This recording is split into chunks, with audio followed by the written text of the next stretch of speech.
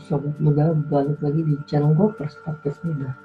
Buat teman-teman yang baru pertama kali datang di channel ini, perkenalkan nama saya seorang YouTube content creator dan juga seorang mahasiswa di salah satu kampus swasta di Indonesia. Dan kali ini gue mau ngebahas, gue bagi videonya dalam 3 kali video, dimana untuk video kali ini gue mau ngebahas seputar syarat-syarat apa saja sih untuk membuat PT, syarat-syarat apa yang harus dipenuhi untuk membuat PT. Nah, untuk di awalnya kita harus tahu bahwa PT atau kepanjangan perseroan terbatas itu adalah suatu kegiatan yang dilakukan, usaha yang dilakukan, di mana itu terdiri pada awalnya dari perkumpulan orang. Nah, mungkin dong buat PT cuma satu orang sendiri. Itu harus ada orang-orang, ada gabungan orang-orang. Nah, yang sama-sama punya satu tujuan, sama-sama punya satu visi. Visinya apa sih? Mau menjalankan usaha, mau buat bisnis, mau bikin PT, buat apa? Buat menjalankan suatu lini bisnis. Gua, temen gua, siapa yang menjalankan usaha. Nah, isi daripada menjalankan usaha itu adalah modal. Lu misalnya, lu mau bikin bisnis, tapi tiba-tiba lu bilang, oh iya gua ada modal, gua ada duit buat jalanin bisnis. Ya, bisnis apa, usaha apa yang lu mau jalanin? Jadi isinya itu modal. Nah, modalnya itu bisa dilihat atau tergambarkan dari saham. Jadi contohnya nih, satu perusahaan punya saham 100% kan, modal 100%. Nah, lu punya 75, sedangkan partner lu, temen lu punya 25. Nah, berarti kan punya modal. Oh, dari si 100%, contohnya 100%, 100 juta modal lu. Nah, terus modal yang lu punya 75%, berarti pengendali yang dominan mayoritas itu 75 juta.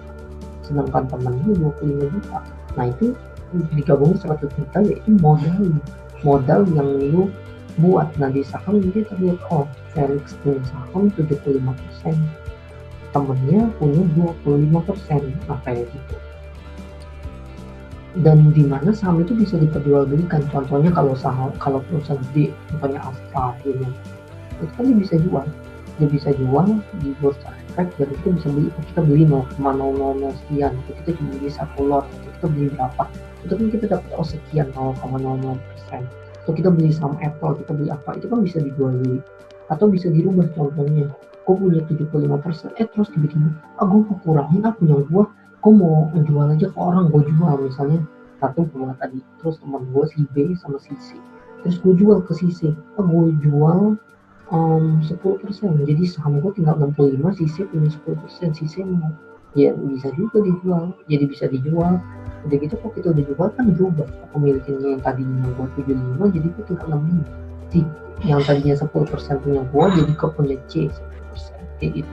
Dia bisa dijual beli, bisa dirubah kepemilikannya tanpa kita nggak perlu kita harus bubarin perusahaan baru bisa ubah kepemilikan. Nggak perlu kita jual 5 atau nggak apa, dari PT-nya itu tetap ada, persamaan terbatas itu tetap ada. Dan dimana kita harus lihat bahwa modal perusahaan itu terdaftar di yang namanya anggaran dasar. Jadi anggaran dasar perseroan ada gitu kan. Nah, di dalam anggaran dasar itu tercantum jumlah modalnya yang ada itu berapa, modal dasarnya berapa, modal di setornya berapa. Nah, itu ada rinciannya di dalam yang namanya anggaran dasar perusahaan. Jadi anggaran dasar PT itu pasti ada modalnya, hukumnya apa, dan sebagainya. Nah, berikutnya ada nih syarat-syarat berdasarkan UU nomor 40 tahun 2007.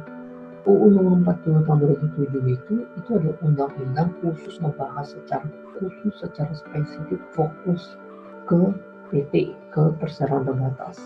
Beberapa syarat-syaratnya, dia harus 2 orang gak boleh lebih. Nggak mungkin dong buat PT cuma 1 orang. Jadi dia harus ada 2 orang, atau misalnya si A, si B, si C, si D, pasti harus ada 2 orang lebih, ya nggak apa-apa. Begitu harus dibuat akta notaris, karena PT ini adalah badan hukum. Nah, badan hukum ini kita harus sahin dulu ke notaris sebagai pejabat yang udah ditugasin negara gitu dalam membuat dokumen-dokumen. Jadi kita harus di dalam pembuatan itu kita harus dapetin akta notaris untuk membuat PT. Berikutnya, setiap pendiri harus mengambil bagian. Ya tentu aja, misalnya contohnya kita punya dua pendiri, gua sama teman gua tuh tiba-tiba kita udah mau buat PT gini. Terus tiba-tiba gue udah ambil 75, terus temen gue bilang, gue gak mau 25 ini punya gue.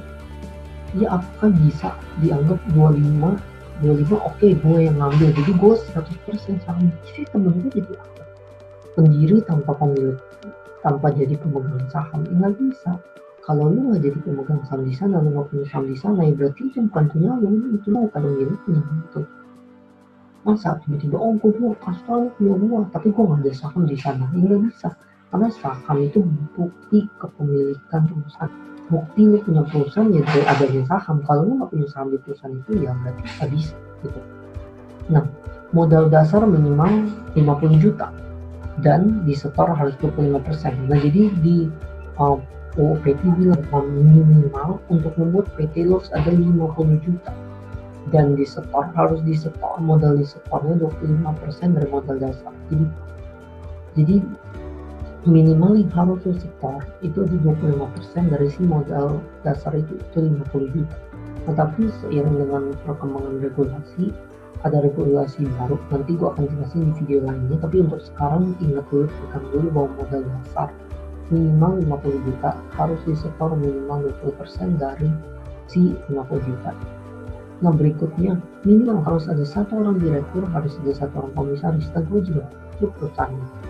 Direktur kan yang mewakili perusahaan di dalam tanda tangan, ini perjanjian dan lain sebagainya.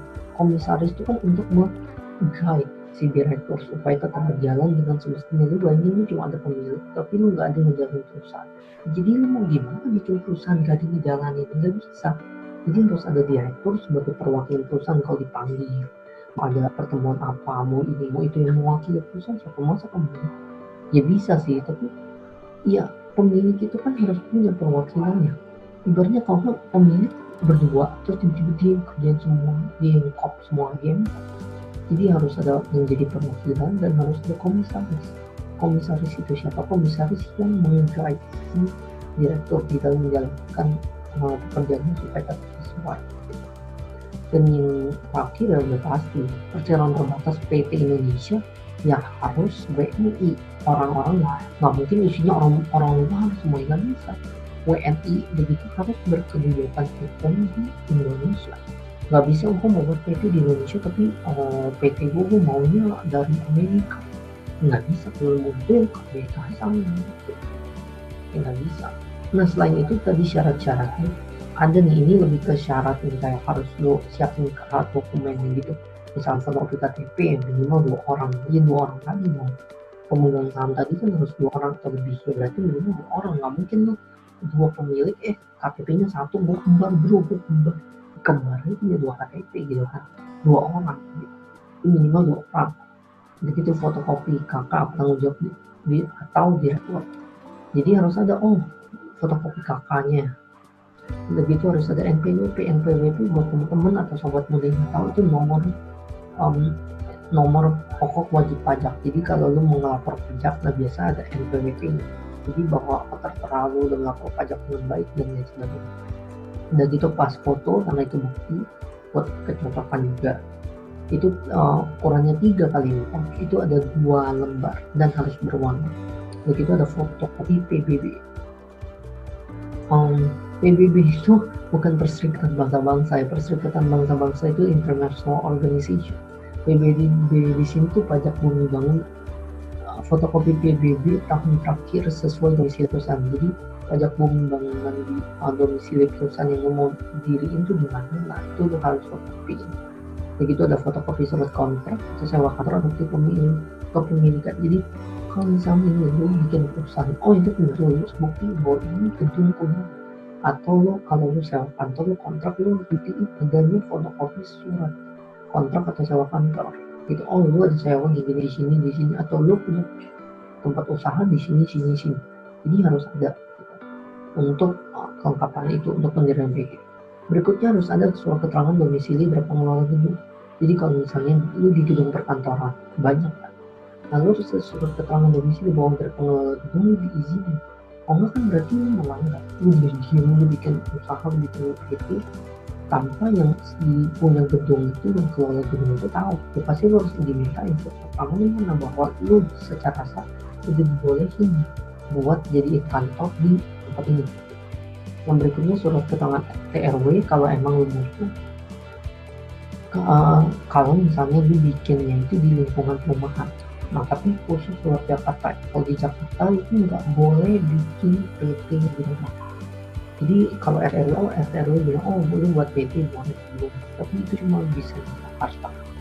Jadi ini untuk beberapa syarat-syaratnya ada yang lebih, kalau ini tuh lebih yang kayak administratif, dokumen, bukti-bukti, lapor, surat dan lain sebagainya. Surat untuk tidak mengganggu lingkungan, tidak mengganggu dengan suara dan lain sebagainya.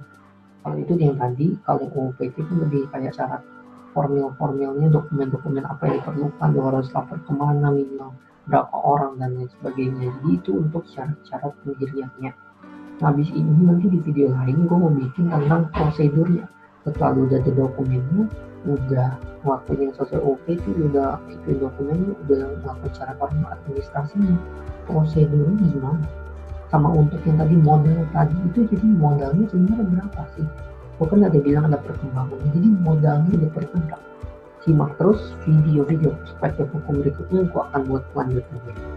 Oke, makasih buat teman-teman sobat muda yang udah nonton. Jangan lupa like, jangan lupa komen, dan jangan lupa share dan subscribe kalau kalian merasa informasi yang gue kasih ini berguna untuk kalian. Makasih sobat muda semua, sampai jumpa di video selanjutnya. Bye.